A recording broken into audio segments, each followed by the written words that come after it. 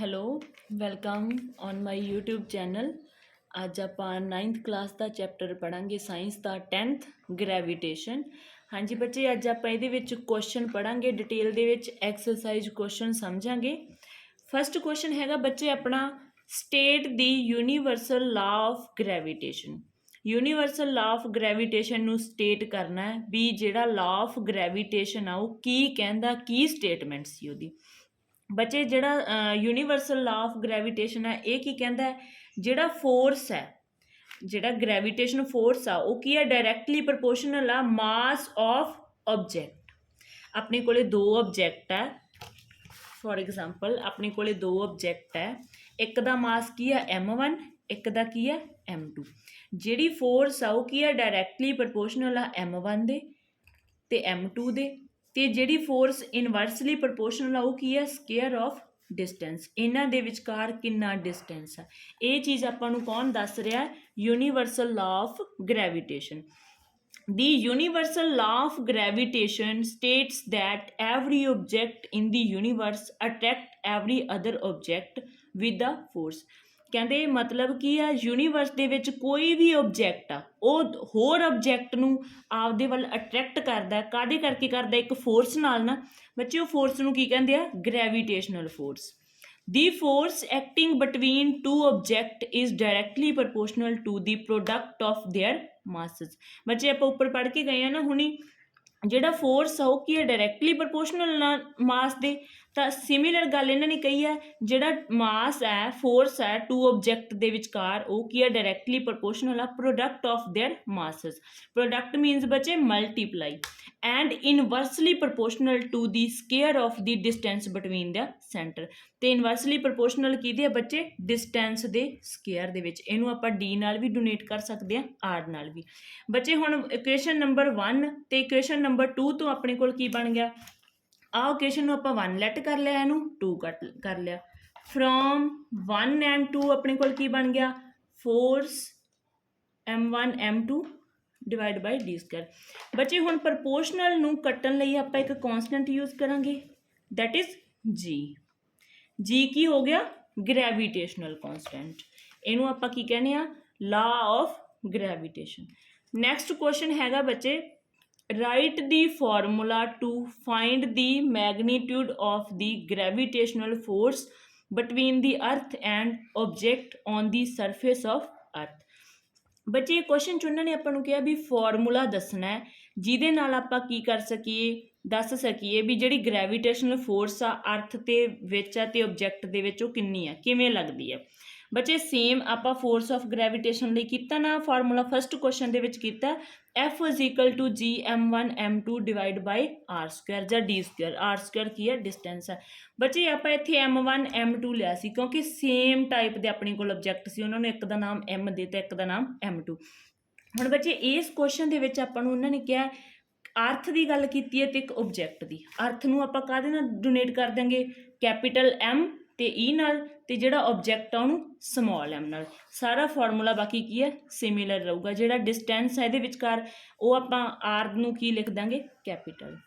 ਹਾਂਜੀ ਬੱਚੇ, third question ਹੈ, what do you mean by free fall. ਕਹਿੰਦੇ ਤੁਸੀਂ ਫ੍ਰੀ ਫਾਲ ਤੋਂ ਮਤਲਬ ਕੀ ਸਮਝਦੇ ਹੋ। whenever an object fall towards earth। ਕਹਿੰਦੇ ਜਦੋਂ ਕੀ ਹੈ, ਕੋਈ ਵੀ ਆਬਜੈਕਟ ਫਾਲ ਕਰਦਾ, ਨੀਚੇ ਆਉਂਦਾ ਟੁਵਰਡ ਅਰਥ, ਅਰਥ ਵੱਲ ਆਉਂਦਾ, under the force of gravity. ਕਿਹਦੇ ਕਰਕੇ, ਕੋਈ ਵੀ ਚੀਜ਼ ਆ ਬੱਚੇ ਉਹ ਥੱਲੇ ਆਉਂਦੀ ਆ, ਕਾਹਦੇ ਕਰਕੇ ਆਉਂਦੀ ਆ, ਉਹ ਫੋਰਸ ਕਰਕੇ ਆਉਂਦੀ ਹੈ। ਕਿਹੜੀ ਫੋਰਸ ਕਰਕੇ, ਗ੍ਰੈਵਿਟੀ ਫੋਰਸ ਕਰਕੇ। ਜਦੋਂ ਬੱਚੇ ਕੋਈ ਵੀ ਚੀਜ਼ ਆ ਜਿਹੜੀ ਮਤਲਬ ਉਹ ਕਿ ਉੱਪਰੋਂ ਥੱਲੇ ਆ ਰਹੀ ਹੈ, ਸਿਰਫ ਉੱਥੇ ਇਕੱਲੀ ਗ੍ਰੈਵਿਟੀ ਫੋਰਸ ਹੈ, ਤਾਂ ਜਦੋਂ ਉਹ ਸਬਜੈਕਟ ਦਾ ਮੋਸ਼ਨ ਹੋਊਗਾ ਉਹਨੂੰ ਕੀ ਕਹਿੰਦੇ ਆ, ਫ੍ਰੀ ਫਾਲ। ਅੱਗੇ ਬੱਚੇ ਫੋਰਥ ਕੁਐਸਚਨ ਹੈਗਾ ਆਪਣਾ, what do you mean by acceleration due to gravity. ਜਿਹੜੀ ਮਤਲਬ ਐਕਸਲਰੇਸ਼ਨ ਆ ਉਹਦਾ ਕੀ ਮੀਨਿੰਗ ਹੈ, ਗ੍ਰੈਵਿਟੀ ਕਰਕੇ ਜਿਹੜੀ ਐਕਸਲਰੇਸ਼ਨ ਹੁੰਦੀ ਆ।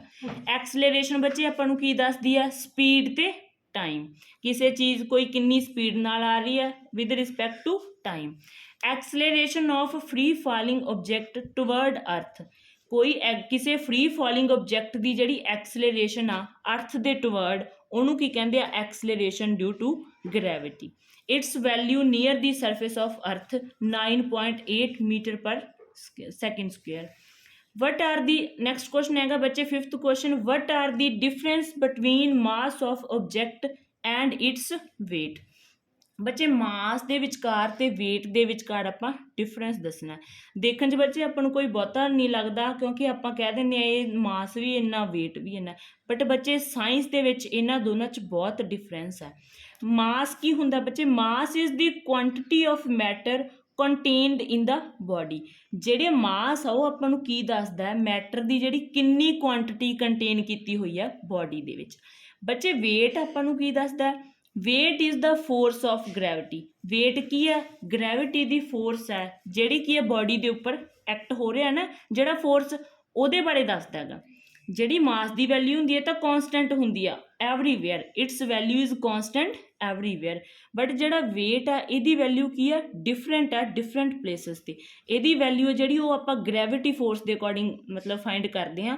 ਜੇ ਗ੍ਰੈਵਿਟੀ ਫੋਰਸ ਜ਼ਿਆਦਾ ਤਾਂ ਉਹਦੀ ਵੈਲਿਊ ਅਲੱਗ ਹੋਊਗੀ, ਜੇ ਗ੍ਰੈਵਿਟੀ ਫੋਰਸ ਘੱਟ ਆ ਤਾਂ ਉੱਥੇ ਉਹਦੀ ਵੈਲਿਊ ਕੀ ਆ? ਘੱਟ ਹੋਊਗੀ। It is a scalar quantity, ਅਤੇ ਜਿਹੜਾ ਵੇਟ ਆ ਉਹ ਕੀ ਆ? ਵੈਕਟਰ ਕੁਆਂਟਿਟੀ ਹੈ। ਇਹਦੇ ਯੂਨਿਟ ਹੁੰਦੇ ਆ, ਮਾਸ ਦੇ ਯੂਨਿਟ ਕੀ ਹੁੰਦੇ ਆ? ਕਿਲੋਗ੍ਰਾਮ, ਤੇ ਵੇਟ ਦੇ ਯੂਨਿਟ ਕੀ ਹੁੰਦੇ ਆ? ਨਿਊਟਨ ਦੇ ਵਿੱਚ।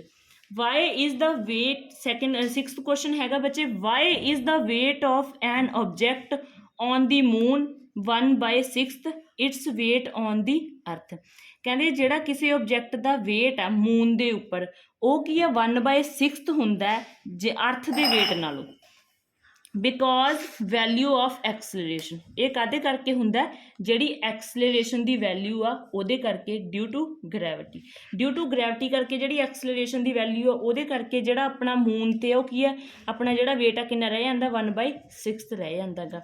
ਤਾਂ ਇਹਦਾ ਫਾਰਮੂਲਾ ਹੁੰਦਾ V = mg। ਹੁਣ ਆਪਾਂ 7th ਕੁਐਸਚਨ ਕਰਨ ਲੱਗੇ ਹਾਂ ਬੱਚੇ, why is it difficult to hold a school bag having a strap made of a thin and strong string। ਕਹਿੰਦੇ ਵੀ ਜਦੋਂ ਜਿਹੜਾ ਸਕੂਲ ਬੈਗ ਹੁੰਦਾ ਹੈ ਜੇ ਉਹ ਥਿਨ ਦਾ ਬਣਿਆ ਹੋਇਆ ਹੈ ਤਾਂ ਉਹ ਆਪਾਂ ਨੂੰ ਚੱਕਣਾ ਬਹੁਤ ਜ਼ਿਆਦਾ ਔਖਾ ਲੱਗਦਾ ਹੈ as compare to strong string. ਬੱਚੇ ਕੀ ਰੀਜ਼ਨ ਹੈ ਇਹਦੇ ਪਿੱਛੇ? ਇਹਦੇ ਪਿੱਛੇ ਰੀਜ਼ਨ ਆ, ਹੁਣ ਕੋਈ ਬੈਗ ਆ ਉਹ ਆਪਣੀ ਕੋਲ ਕੀ ਆ? ਪਤਲੀ, ਸਿਰਫ ਪਤਲੀ, ਥਿਨ ਮਤਲਬ ਥਿਨ ਸਟ੍ਰਿਪ ਦਾ ਬਣਿਆ ਹੋਇਆ, ਤਾਂ ਬੱਚੇ ਕੀ ਉਹਦਾ ਏਰੀਆ ਜਿਹੜਾ ਉਹ ਕੀ ਹੈ? ਬਹੁਤ ਘੱਟ ਹੈ। Due to smaller surface area of thin strap, area ਜਿਹੜਾ ਉਹਦਾ ਘੱਟ ਹੋਣ ਕਰਕੇ ਜਿਹੜਾ ਸਾਰਾ ਪ੍ਰੈਸ਼ਰ ਉਹ ਕਾਹਦੇ 'ਤੇ? ਆਪਣੇ ਸ਼ੋਲਡਰ 'ਤੇ ਆ ਜਾਂਦਾ ਹੈ। It exert large pressure on our shoulder, because pressure ਆਪਾਂ ਨੂੰ ਪਤਾ ਬੱਚੇ ਜਿਹੜਾ ਪ੍ਰੈਸ਼ਰ ਆ ਉਹ ਕੀ ਹੈ? ਇਨਵਰਸਲੀ ਪ੍ਰਪੋਰਸ਼ਨਲ ਹੁੰਦਾ ਏਰੀਏ ਦੇ। ਜੇ ਏਰੀਆ ਘੱਟ ਹੈ ਤਾਂ ਪ੍ਰੈਸ਼ਰ ਕੀ ਹੈ? ਜ਼ਿਆਦਾ ਲੱਗੂਗਾ। ਇਨਵਰਸਲੀ ਪ੍ਰਪੋਰਸ਼ਨਲ ਦਾ ਮਤਲਬ ਪਤਾ ਨਾ ਬੱਚੇ?